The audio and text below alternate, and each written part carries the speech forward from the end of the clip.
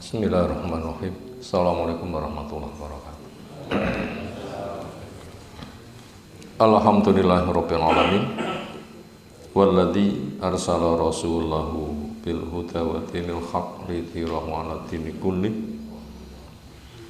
Wa kafa billahi syahida wa asyhadu an la ilaha illallah wahdahu la syarikalah wa asyhadu anna Muhammadan abduhu wa rasuluh. Allahumma salli ala Muhammad wa ala alihi wa ashabihi wa man tabi'ahum bi ihsanin ila yaumiddin. Ya ayyuhan nas ittaqu rabbakum alladzi khalaqakum min nafsin wahidah khalaqa minha zawjaha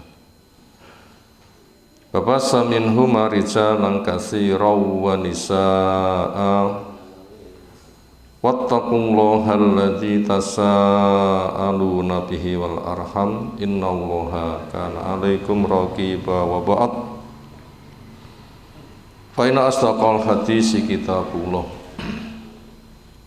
wa khairal hadyi hadi Muhammadin sallallahu alaihi wasallam.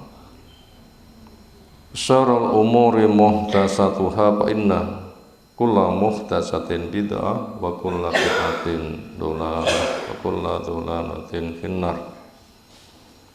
Ayol ikhwah karamana subhanahu wa ta'ala, insyaallah kita lanjutkan mengkaji ayat bersama tafsirnya dari surah Ar-Ra'd ayat 25 sampai 29. Insyaallah jatah kajian kita di malam hari ini. A'udzu billahi minasy syaithanir rajim.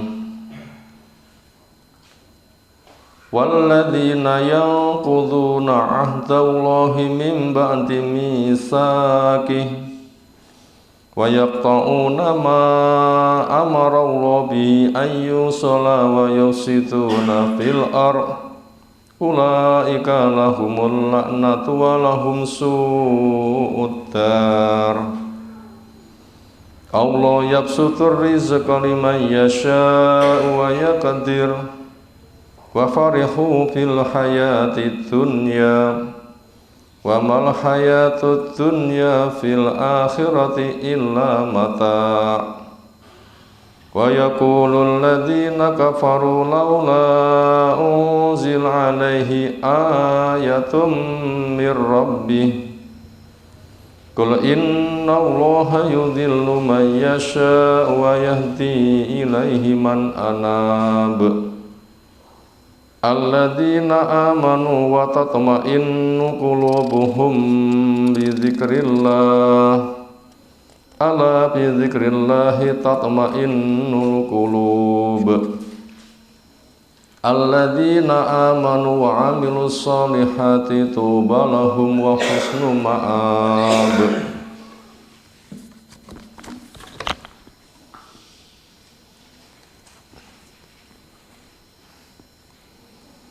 Walladzina, dan orang-orang yang kuduna, mereka merusak ahdallahi, ikatan janji dengan Allah. Semua manusia sudah mengakui dicipta untuk beribadah. Allah mengambil ikrar, bukankah aku Rabbmu? Kita sudah memberikan jawaban ya. Ketika kita taat pada Al-Fatihah, kita juga janji iyyaka na'budu wa iyyaka nasta'in, hanya kepadamu saja saya menghamba. Berarti kita sudah janji menghamba hanya kepada Allah tok, taat, dipanggil segera sowan, bukan dipanggil hayya 'alas shalah kok dhisik. Kenapa? Itu janji kita, janji taat. Dan kepadamu saya memohon pertolongan, termasuk janji kepada sesama, utang piutang, janjian petung apa, dan semisalnya. Bagaimana hukum orang yang merusak ikatan janji yang ia ikat dengan Allah Ta'ala mim ba'di mitsaqi, setelah kokoh, wa yaqta'una, dan mereka punya sifat lain, memutus ma, pada apa yang amarallahu, Allah memerintahkan bihi, padanya, pada ma ayyusala, untuk disambung. Ilmu sambungan, tauhid sambungan, ketaatan sambungan, rahim sambungan. Ternyata dia memutus. Wa yufsiduna fil ardi, dan mereka melakukan kerusakan di bumi, itu melakukan kemaksiatan. Karena maksiat itu dampaknya pada lingkungan. Tiang dosa lek kena musibah dipikul dhewe napa nggih nyiprati dateng tanggane. Contohnya ya tiang sing ngentut napa tiang budhe nyiprati, sehingga lingkungannya yang baik-baik jadi korban. Kenapa? Dia sing bledos ning mercon, ngoten ya. Lek sing bedan mercon ya rungokno dhewe, aja tanggane kon ngru. Ngene tanggane jantungan bledosi mercon terus penting. Itu namanya membuat kerusakan. Dosa dampaknya juga akan menimpa kepada lingkungan, termasuk khianat, tidak jujur, termasuk itu membuat kerusakan. Membuat kerusakan di bumi bil kufri, dengan perbuatan kufur, wal ma'asi, dan aneka ragam kemaksiatan. Macam maksiat itu banyak. 3 sifat yang sangat jahat. Kepada mereka apa hukumannya? Ulaika, mereka itu, lahum, buat mereka, al-la'natu, akan mendapatkan laknat, yaitu al-bu'du, jauh, min rahmatil, dari rahmat Allah. Sing laknat sinten? Allah pasti, malaikat iya, rasul, orang-orang beriman, lingkungan, termasuk binatang. Tiang golek iwak damel putas niku sing laknat sinten? Ya iwak-iwak sing ora salah melu mati bagai melu laknat. Saya kamu zalimi. Dia punya hak berdoa. Ya Allah, hukumlah orang yang menzalimi saya. Banyak yang akan melaknatnya. Walahum, dan buat mereka, su'udar, jeleknya kampung, yaitu al-akibatu as-sayyi'atu fi daril akhirati wa ya jahannam. Jeleknya kampung yaitu al-akibatu, akibat, as-sayyi'atu, yang jelek, fi daril akhirati, di perkampungan akhirat nanti, wa ya, bentuknya adalah jahannam. Naudzubillah min dzalik.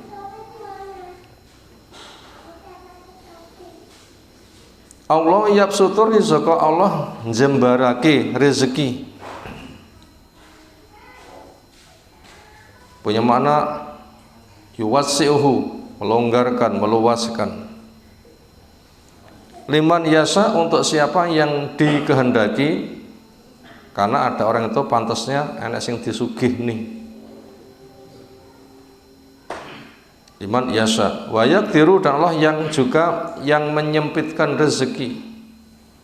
Yudhayyikuhu, liman yasa, untuk siapa yang dikehendaki. Karena ada orang pantasnya sugih, ada orang itu pantasnya rapatek sugih. Lek disugih malah susah. Wonten-wonten tiang biasanya pas-pasan dong entuk rezeki akeh niku malah stres. Ratau-taune nyekel duit 100.000, ceklan mek 2.000-an. Satu kesempatan sing dicekel duit 100.000 ge enak 5 juta ngoten. Terus pundi? Apa kuwi? Wonten sing nganti stres. entuk duit malah nopo stres. Makanya Allah itu maha tahu sapa sing pantese disugihne, sinten sing pantesake dimiskinkan. Itu ada hikmahnya. Wa farihu, dan mereka siapa? Ahlu Makkah, penduduk Mekah. Fariha, ahlu Makkah farha batorin, dan merasa amat sangat gembira. Siapa? Penduduk Mekah. Gembira gimana? Farha batorin, kegembiraan perwujudan dari kesombongannya. Bentuk kesombongannya apa? Mengingkari rahmat itu dari Allah, jere dari dirinya sendiri. Allah yang memberi, gua aku pancen pinter, aku pancen sugih, anake wong sugih. Kemudian ketika harta yang Allah berikan dihimbau dia untuk dijadikan modal ketaatan, dia itu gigir. Dan orang yang berikan nasihat ditolak. Nah, itu sombong. Itulah para penyembah dunia. Seolah hidup tuh hanya di dunia saja, kaya segala-galanya. Agama dianggap tidak ada gunanya, bahkan katanya agama itu racun. Agama itu racun. Mereka gembira bil hayati dunia, dengan kehidupan di dunia. Maknanya bima naluhu, dengan apa yang mereka peroleh fiha, di dalam kehidupan dunia. Wa mal hayatud dunya, padahal hakikat hidup di dunia itu jamba hayatil akhirati, bila dikaitkan dengan kehidupan akhirat, tidaklah itu terjadi illa kecuali mata.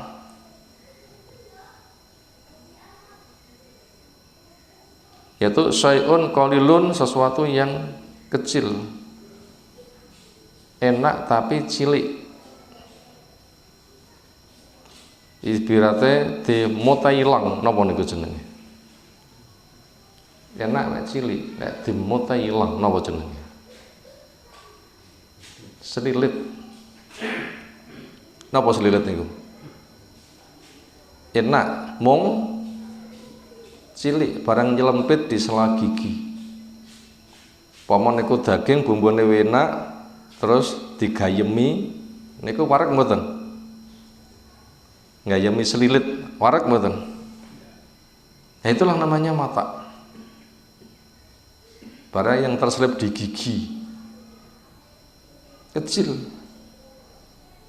Makanya dunia dibanding akhirat itu kelasnya adalah selilit, sesuatu yang sangat sedikit. Makanya cari ya cari, tapi kudu halal. Cari ya cari, tapi harus berbagi waktu. Cari ya cari, tapi jangan menjadi tujuan. Cari untuk dijadikan modal ketaatan, karena butuh makan, butuh minum, butuh nyandang, butuh rumah, butuh kendaraan, butuh haji, butuh zakat, butuh sedekah. Nah, untuk itu ia cari, bukan tumpuk-tumpuk dibangga-banggakan.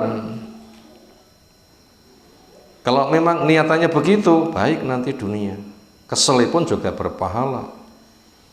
Sedekah dilipat gandakan, sampai dimakan sendiri pun juga dianggap sedekah, dimakan keluarganya juga dianggap sedekah.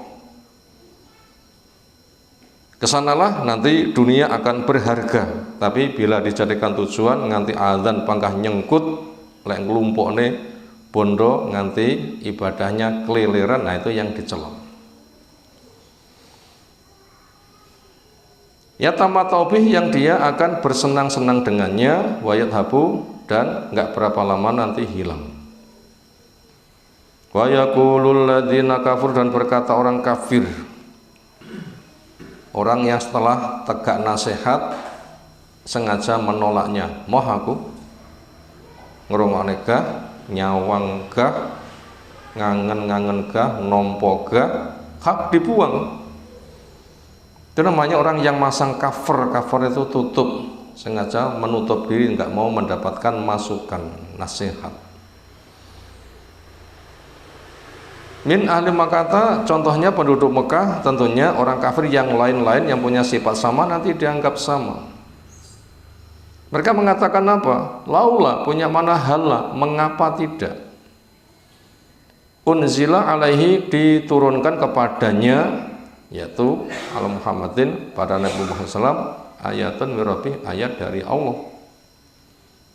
Kal aso, semisal tongkat, wal yadi, semisal tangan memancarkan cahaya, wan naqati, semisal unta.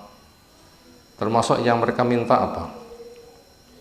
Mbok yo lembah Mekah, lembah Batha itu menjadi emas. Kalau umatnya Nabi Soleh, onta keluar dari bongkahan batu wis bunting karek memerah susu. Berarti yang dicari itu apa? Dunia. Orang Mekah ya minta lembah emas. Lek yang sekitar kita sami kira-kira lek nuntut ngoten niku njaluk napa? Ya, apa yang menjadi kebutuhan mereka mendesak di tempat tersebut, sehingga mereka nanti akan berpesta pora dan menjamin akan beriman. Umatnya Nabi Soleh minta mukjizat bentuknya onta keluar dari bongkahan batu, janjinya iman apa janjinya kafir? Janjinya iman. Ning tekon doto donge sudah terbukti betul apa yang terjadi, mereka menolak. Mereka menolak. Jadi tanya minta seperti itu sebatas nggih nyelimur. Wah, Pak Nong udah era isogah aku. Jare nabi, wali, lek ngomong kabul. Ijal. Lembah Batha dadi emas. Ora iso ngapusi. Itu bikin alasan untuk menolak. Apakah yang seperti itu butuh untuk dituruti? Tidak perlu, karena pengalaman sudah sering terjadi. Fir'aun berapa kali sambat janji iman, ning donge ketekan jebule anggah dikhianati, sampai 9 mukjizat mentah semuanya. Mentah semuanya. Makanya pendidikan dalam bentuk seri wali-wali wonten Indonesia, waline dirampok, dituduhne kolang-kaling dadi emas, niku mendidik mboten? Mboten mendidik. Akhirnya oleh takjub resto ngerampok, kuwi wong hebat iso ndadekne kolang-kaling dadi emas. Ndak ada gunanya dituruti. Dudukne lemah kon sibuk, kuwi ciru ana apa watu ndidal sawangan, bae dadi emas. Begitu sibuk tinggal ngalih. Niku emas betul napa sihir? Saya khawatir itu sihir. Saya khawatir itu sihir. Nabi saja tidak bisa. Kenapa? Dia mampu. Nabi saja tidak dituruti. Kenapa? Dia kok mampu. Emangnya lu hebat timbang Nabi? Andaikan toh dituruti, dia pun juga nggak ada jaminan iman. Dawujute sing didakwai kali wali ke malah iman, itu kan cerita dikarang. Tenan apa dikarang ngoten niku? Itu kan kisah film. Kisah film. Itu ada orang yang seolah itu lebih pintar ketimbang Nabi, contohnya wali kolang-kaling dadi emas. Dan bahasa yang semisal. Padahal mereka yang kayak begitu tidak dituruti oleh Nabi sallallahu lembah Batha atau lembah Mekah untuk menjadi emas. Mereka itu hanya bikin alasan untuk melarikan diri. Kul katakanlah, ya Rasulullah SAW kepada mereka sing duwe panjaluk aneh-aneh ngono kuwi. Innallaha, sesungguhnya Allah yudhillu may yasha, akan menyesatkan kepada siapa yang kehendaki, idlalahu akan kesesatannya, fala yughni anhu, maka tidak bermanfaat kepada dia al ayatu, ayat-ayat itu sayan walaupun sedikit. Apakah setiap nabi sing penjaluke dituruti mesti iman? Enggak ada jaminan. Contohnya Firaun gamblang, berapa kali penjaluke dikabulkan jebule gak iman. Apakah orang tanpa permintaannya dipenuhi kafir kabeh? Tidak. Abu Bakar tanpa minta mukjizat ternyata imannya pol dan sebagainya. Kenapa? Karena siapa yang asli golek petunjuk Allah paring. Tapi siapa sing ra pengen petunjuk ya gak bakal diberi. Intinya mereka tanya itu bukan untuk cari petunjuk, memang untuk lari. Kalau memang kamu itu ingin diberi petunjuk, simpatiklah kepada benaran, jangan lari dengan cara tanya ketika nggak keturutan, jebule ngapusi ra iso. Akan dijauhkan, dimatikan hati model seperti itu. Wa yahdi, dan juga Allah memberikan petunjuk, yurasyidu ilai kepadanya, iladini kepada agamanya, man anab kepada orang yang mau kembali. Anda punya mana? Raja'a ilaihi, mau kembali kepada Allah. Di mana? Alam dicipta oleh Allah, saya juga dicipta oleh Allah. Mencipta itu mengatur, saya dicipta, saya siap diatur. Seperti apa ya aturannya? Nah, itu namanya orang yang mau kembali. Sing jenenge tiang ngenger niku manut napa nguasai? Ngenger nguasai. Niku jenenge penjajah, ngenger nguasai. Sinten? Penjajah, ngenger nguasai niku penjajah. Penjajah napa rampok?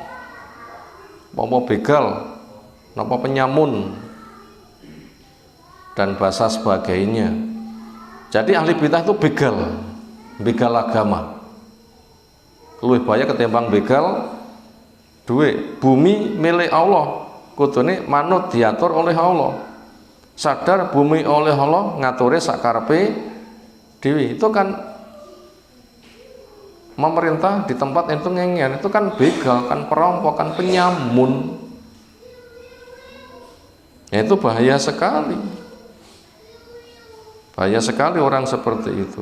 Makanya orang yang kembali itu adalah sadar semuanya milik Allah. Allah mencipta, Allah mengatur, kita dicipta, kita diatur. Piye ya aturannya Allah? Oh, Allah ngutus Rasul macake kitab, wis tak tampone. Lah, orang yang mau seperti itu nanti akan mendapatkan hidayah.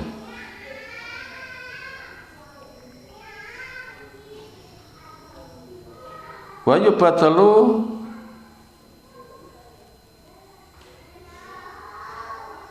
min dan dibadali dari lafadz min dengan alladzina aman. Allah akan memberi petunjuk orang yang mau kembali kepadanya. Oh, min man gitu. Wa yubadalu min man. Bukan min tapi min man, dibadali dari lafadz man. Min man dari lafadz man anaba. Orang yang mau kembali kepada Allah. Siapa orang yang kembali kepada Allah? Yaitu alladzina, orang-orang yang amanu, mereka beriman. Allah mencipta, Allah mengatur, saya dicipta, saya diatur, siap. Makanya ada petunjuk, siap nompo. Ada Rasul, siap nompo. Dibacakan wahyu, siap nompo. Itu orang yang nanti dapat petunjuk. Watat ma'inu, dan tentram, punya mana taskunu kulubum, hati mereka bizikr, dengan zikir kepada Allah. Allah disebut tentram, Allah turunkan ayat tentram, Allah ngutus Rasul tentram, dibacakan ayat paham tentram, bisa beramal tentram. Itu namanya tentram hati mereka bizikr, dengan zikir kepada Allah, wakti dengan janji Allah. Allah ketahuilah, biziklah, dengan zikir kepada Allah, tatmainu, akan tentram al-qulubu, hati. Yaitu qulubul mu'minin, hatinya orang yang beriman. Siapa orang beriman itu? Yaitu alladzina, orang-orang yang amanu, mereka beriman. Allah mencipta, Allah mengatur. Saya dicipta, saya diatur.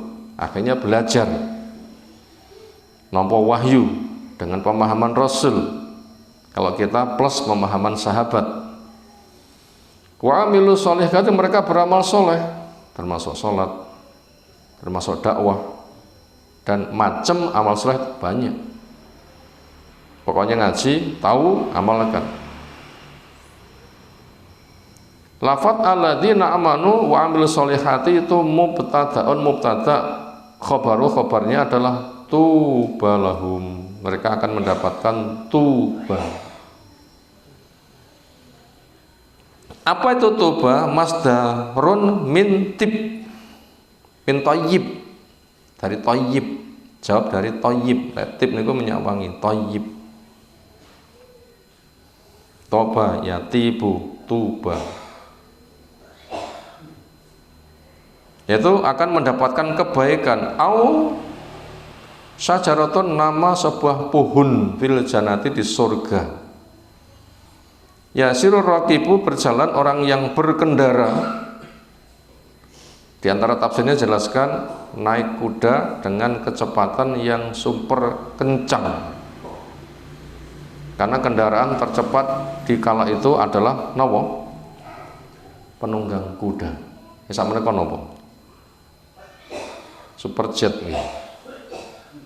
Superjet nopo? Supersonic.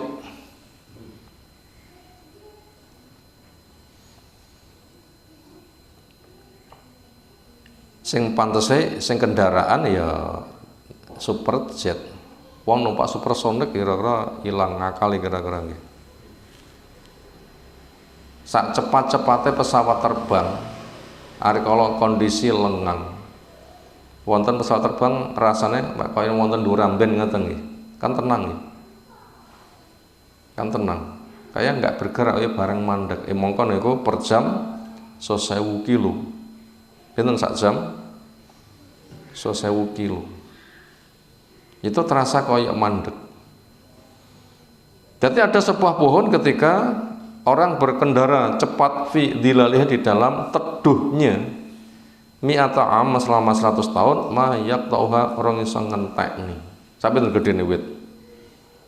Numpak kendaraan tercepat mlaku nek ngesore 100 tahun dereng entek-entek IUP wit sitok. Pinten gedene?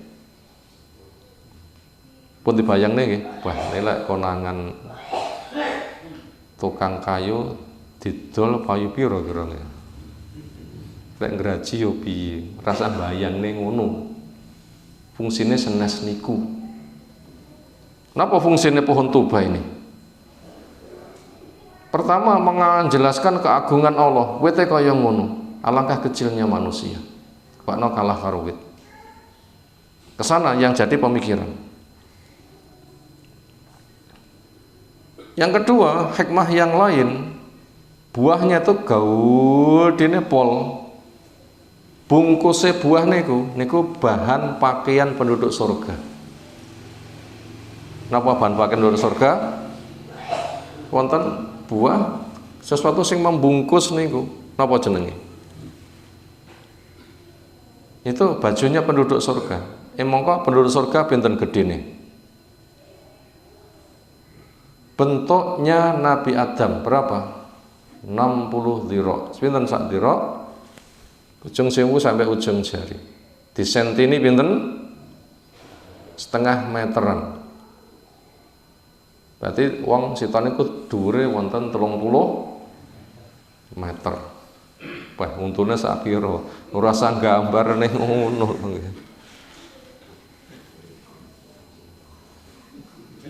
Ya kira-kira bajune niku saking barang sing membungkus niku pinten gede buah. Iku hikmah menunjukkan maha agungnya Allah. Maha agungnya Allah. Maka dengan begitu ndak usah repot. So nek surga sandangannya ki sutra. Kira sing duwe order gawe pabrik tekstil nggih memasak penduduk surga sapa ya? Mboten usah mikir ngoten. Allah sampun mau bikin pabrik baju napa? Pohon tuba. Nah ke sana ini menunjukkan maha agungnya Allah dan kecilnya kita, dan itu mendapatkan fasilitas yang luar biasa. Itu diantara hikmahnya. tuba lahum, maka mereka mendapatkan tuba, yaitu keberuntungan, wa husnul ma'ab, dan husnul marji, sebaik-baik tempat kembali, yaitu husnul marjihim fil akhirah ala jannah, yaitu tempat bagus kembali mereka di akhirat, dia adalah surga. Semoga kita di antara mereka. Berikutnya kita masuk kepada terjemah global, nanti kepada rangkumannya.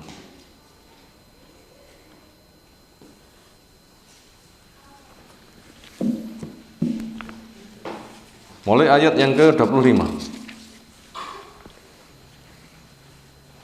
Orang-orang yang merusak ikatan janji yang telah diikat dengan kuat di atas namakan kepada Allah, siap menghamba atau petung dengan sesama, transaksi jual beli dan janji yang lain-lain. Orang yang celaka itu merusaknya, nggak bener, nggak jujur, dan mereka memutus apa yang mestinya disambung. Ilmu mestinya disambung tapi diputus, tauhid mestinya disambung tapi diputus, salat mestinya disambung tapi diputus, ketaatan mestinya disambung tapi diputus, rahim mestinya disambung tapi diputus. Dan mereka bikin kerusakan di bumi, itu dengan maksiat yang dampaknya diri dan lingkungannya. Maka kepada mereka mendapatkan laknat. Allah melaknat malaikat, nabi, orang beriman, penduduk bumi, sak hewan-hewani. Dan buat mereka di akhirat tempat kembali yang jelek, bentuknya neraka. Allah lah yang membentangkan rezeki kepada siapa yang dikehendaki, dan juga yang menyempitkan rezeki pada siapa yang dikehendaki dengan fungsinya. Sementara orang kafir itu lebih berbahagia dengan kehidupan dunia, padahal ketika dibanding dengan surga itu adalah kesenangan yang sangat sedikit, istilahnya kelasnya selilit atau lebih kecil. Orang kafir mengatakan, kenapa si Muhammad kok nggak dituruni mukjizat? Kami minta, lalu dia memberi. Nggak rasa berarti, bano ngapusi rasa dieloi. Katakanlah, sesungguhnya Allah akan menyesatkan siapa yang dikehendaki dan memberi petunjuk kepada siapa yang mau kembali kepadanya. Bila permintaanmu itu jujur ya diberi, tapi apabila itu alasanmu untuk lari, berarti kamu nggak butuh, ya disesatkan. Siapa orang yang kembali kepada Allah? Yaitu orang yang iman, mau mengakui kedudukan Allah, mencipta, mengatur, dia siap dicipta, siap diatur.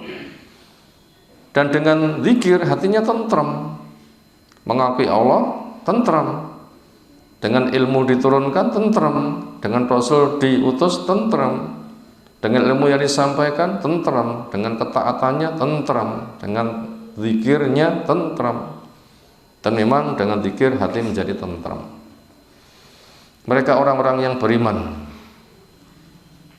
mengakui Allah sebagai pencipta yang mengatur, dia dicipta, diatur, dan mereka siap beramal soleh, yaitu taat.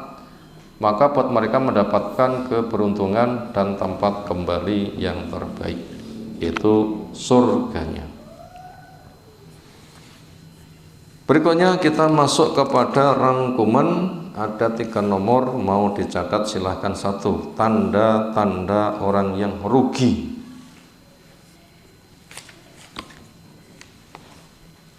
Kita mengenal tanda-tanda orang yang rugi. A. Setelah tegak nasihat dia membantah.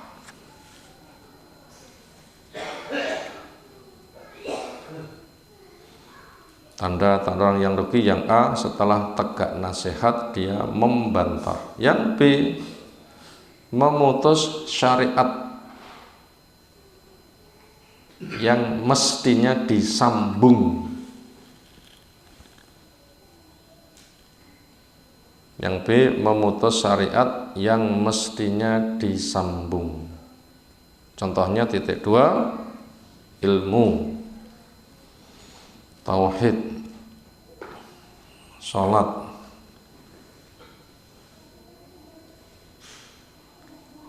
silaturahim, dan lain-lain. Itu tadi bagian yang B. Tanda orang ya rugi yang B adalah memutus syariat yang mestinya disambung. Contohnya ilmu, contohnya tauhid, contohnya sholat, contohnya silaturahim. Ilmu disambung, tauhid disambung, sholat disambung, silaturahim dilaksanakan, dan yang lain-lain tentunya masih banyak. Syariat yang harus dikerjakan punya mana disambung. Yang C, membuat rusak pada lingkungan.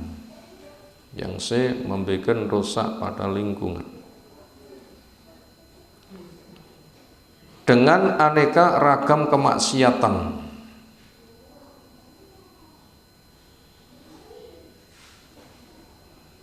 yang menjadi pencemaran, yaitu dengan aneka ragam kemaksiatan yang menjadi pencemaran. Kita ulang, yang C, membuat rusak pada lingkungan dengan aneka ragam kemaksiatan yang menjadi pencemaran. Contohnya kebodohan, hilangnya dakwah, penyakit sosial, dan lain-lain. Itu tadi tanda rugi yang ketiga, yang C, membuat rusak pada lingkungan dengan aneka ragam kemaksiatan yang menjadi pencemaran. Contohnya kebodohan, hilang dakwah, penyakit sosial, dan lain-lain. Yang D, menolak dakwah dengan cara menuduh, dengan cara menuduh Nabi tidak bisa mendatangkan mukjizat kekayaan. Menolak dakwah dengan cara menuduh Nabi tidak bisa mendatangkan mukjizat kekayaan. Itu tadi ada A, B, C, D, tanda-tanda orang yang merugi. Maka masing-masing dari kamu kita semua koreksi diri. Aku termasuk wong sing rugi pora yo. Maka 4 itu perhatikan. Yang pertama, setelah tegak nasihat sengaja membantah. Sering kita sampaikan tanda tegak nasihat nomor 1, hidup masuk masa balik. 2, punya indera. Nomor 3, petunjuk wis disampaikan gamblang. Jalan surga ini, jalan neraka ini, tauhid ini, syirik ini, yang diridho ini, yang dibenci ini. Bacakan ayat gamblang. Yang keempat, punya kemauan dan kemampuan. Yang keempat, punya kemauan kemampuan kepada baik pantasnya mau dan dia tuh mampu, kepada jelek pantasnya benci dan dia bisa lari. Lalu berikutnya tidak ada penghalang. Itu tanda-tanda tegak hujah, tegak nasihat, tegak dakwah. Sudah segamblang itu, hidup masuk masa jelek, punya indera, jalan kehidupan sudah disampaikan dengan gamblang, punya kemauan kemampuan dan gak ada penghalang. Dan 6 poin tandanya. Kondisi segamblang itu dia membantah. Rugi orang yang kayak begitu. Makanya dakwah itu menjelaskan sifatnya, nggak ngimanake wong. Ngimanake wong mau menjelaskan segamblang mungkin. Tugas kita nopo? Memahami segamblang mungkin bar kuwi terus mewujudkan ilmu. Kemudian tanda rugi kedua, memutus syariat yang harus disambung. Ilmu niku pisan apa terus? Ilmu pisan apa terus? Terus sampai mati. Tauhid pisan apa terus? Terus sampai mati. Salat pisan apa terus? Terus sampai mati. Silaturahim pisan apa terus? Terus aneka ragam ketaatan zikir. Niku perkara yang kudu disambung. Terus dikerjakan. Nah, orang yang kita memutus nggak mau cari ilmu, nggak mau bertauhid, nggak mau sholat, nggak mau silaturahim, nggak mau taat, nah itu namanya memutus. Lalu tanda rugi yang ketiga adalah membuat rusak pada lingkungan dengan aneka ragam kemaksiatan sebagai pencemaran. Kebodohan itu mencemarkan, buatan? Jelas pencemaran kebodohan itu. Hilangnya dakwah, kegelapan masyarakat. Bab dakwah itu cahaya. Dan berbagai macam penyakit sosial. Apa penyakit sosial? Zina penyakit sosial, riba penyakit sosial, mencuri penyakit sosial, zina, narkoba penyakit sosial, homer dan macam-macam. Walaupun itu penyakit sosial sebatas munafik, nggak ikhlas, nggak mencemari orang lain secara dampak real, itu tetap merusak lingkungan. Itu tadi bagian yang C. Tanda-tanda kecelakaan yang D adalah menolak dakwah dengan cara menuduh katanya Nabi tidak bisa mendatangkan mukjizat kekayaan. Nek pancen Nabi kudune sugih, apa Nabi wong yatim kanthi apa-apa. Itu cuma alasan. Dan kenyataannya ketika dakwah diterima, wong Madinah niku bakno sugih apa miskin? Bakno sugih. Bakno sugih. Tempat ibadah Mekah Madinah istimewa mboten? Adakah tempat ibadah di dunia seistimewa seramai Mekah Madinah? Gak ada yang bisa menyaingi. Kenapa mereka tuh tidak terbuka? Sugih yang kamu gadang-gadang dengan sugih negara Islam tidak sugih nanti ternyata. Tapi ya begitulah cara mereka nolak dakwah itu, katanya Nabi nggak bisa mendatangkan mukjizat, bentuknya apa? Kekayaan. Berikutnya pelajaran nomor 2, penyebab sifat jelek ini. Tadi kita mengenal tanda-tanda sifat jelek. Yang kedua, mengenal penyebab. Kenapa kok terjadi sifat jelek ini? Ini penyebab sifat jelek ini. A. Hanya bertumpu kepada akal. Itu yang A, hanya bertumpu kepada akal. Gak mau dibimbing dengan wahyu, mek ngejip pakai akal. Bener betul, yang mek ngejip pakai akal. Gak bener, itu kelasnya kodok di dalam tempurung. Itulah cakrawala keilmuannya. Gak mengenal alam kubur, padang mahsyar, surga neraka.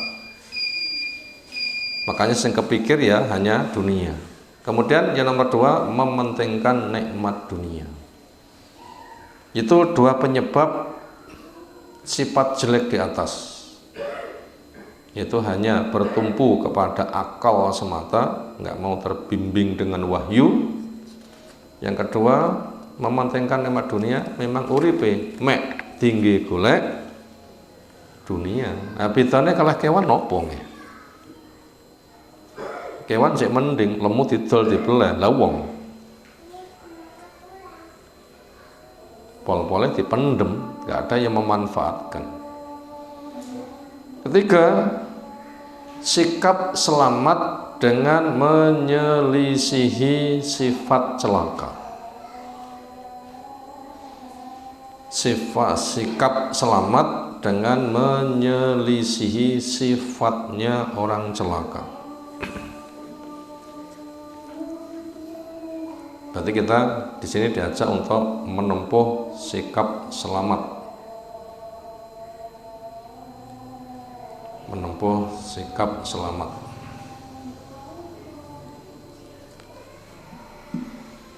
Sikap selamat dengan menyelisih sifat orang celaka. Titik 2, faham hakikat kaya.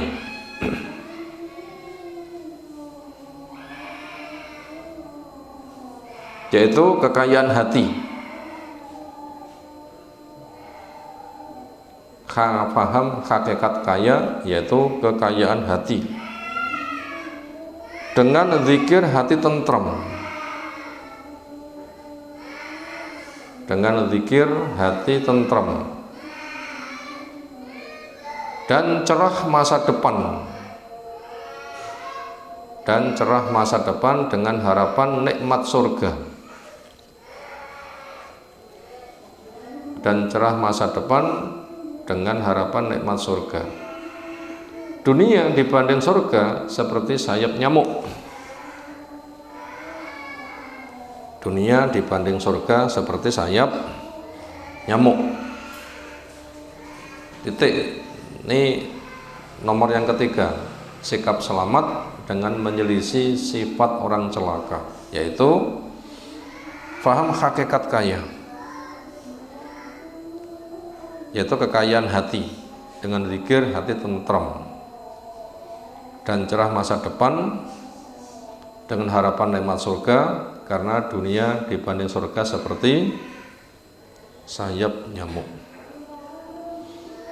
Berkaitan masalah ini, pesan Nabi SAW, laisal ghina an kasratil ard walakinal ghina ghina nafsi alladzi fis sudur. Yang namanya kaya bukan dengan bertumpuknya harta. Nah, beda kan? Wong kafir dengan bertumpuknya harta, mukmin bukan. Walakinal ghina ghina nafsi alladzi fis sudur, tapi yang namanya kaya itu kekayaan jiwa yang ada di dada.